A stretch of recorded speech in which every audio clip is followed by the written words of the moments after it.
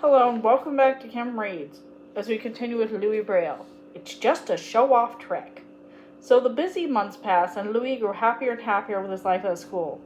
Only one thing was wrong, but it was the most important thing of all. Louis was taking reading lessons, but it wasn't anything like he had dreamed of for so long.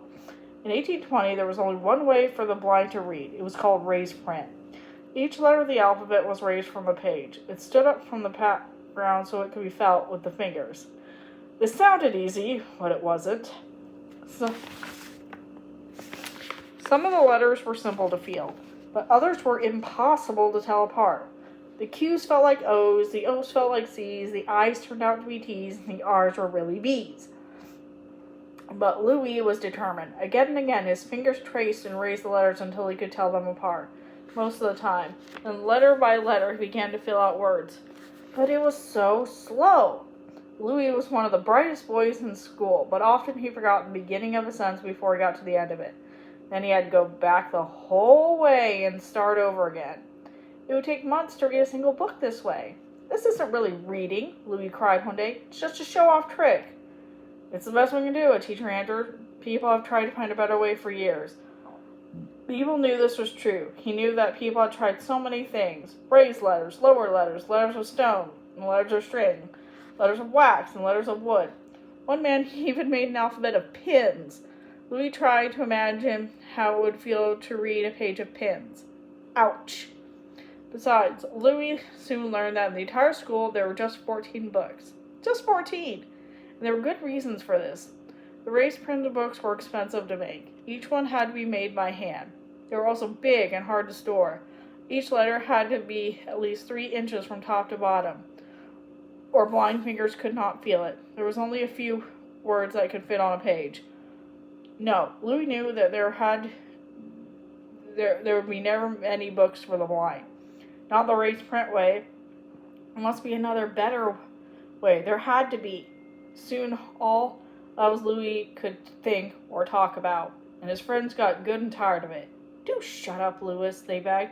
But it's important, Louis tried to explain. Don't you see? Without books, we can never really learn.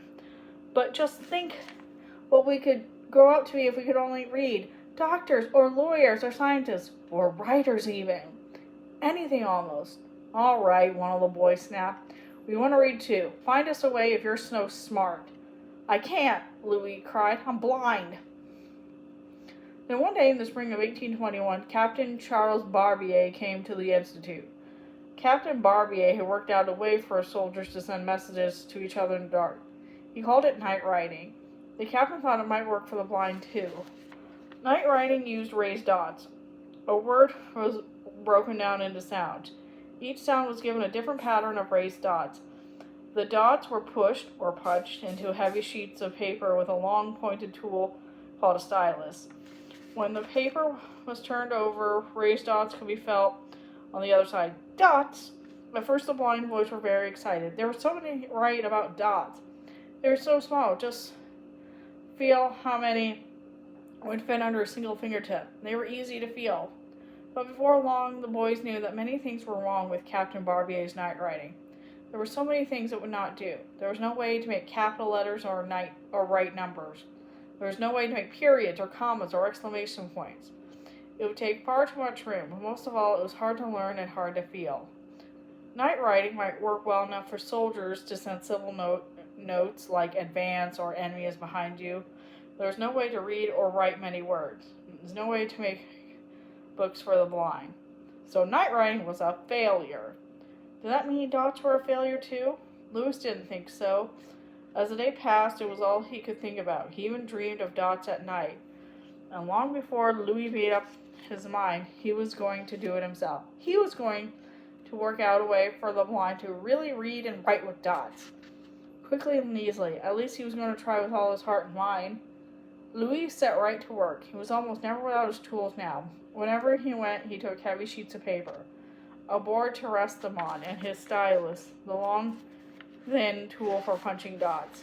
The stylus was shaped exactly like an awl, the tool that made Louis blind. Captain Barbier soon heard that someone was trying to make his night writing better. He hurried to the institute to see who it was.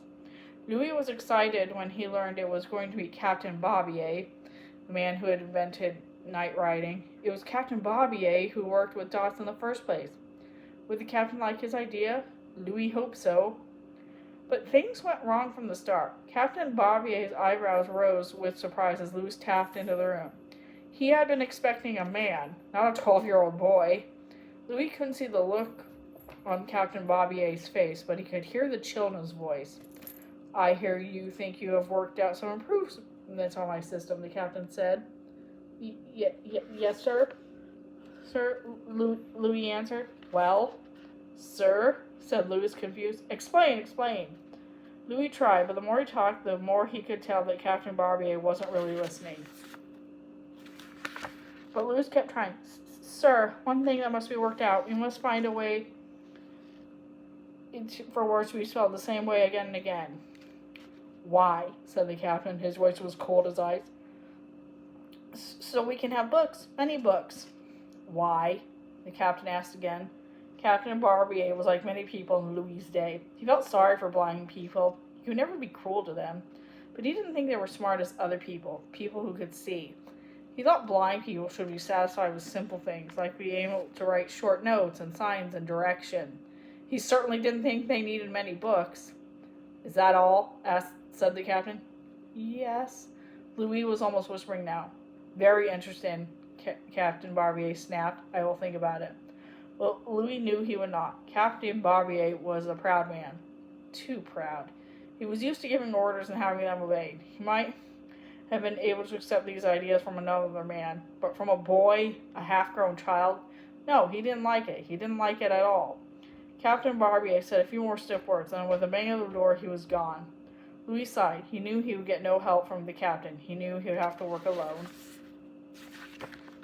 That's the end of that chapter. See you later.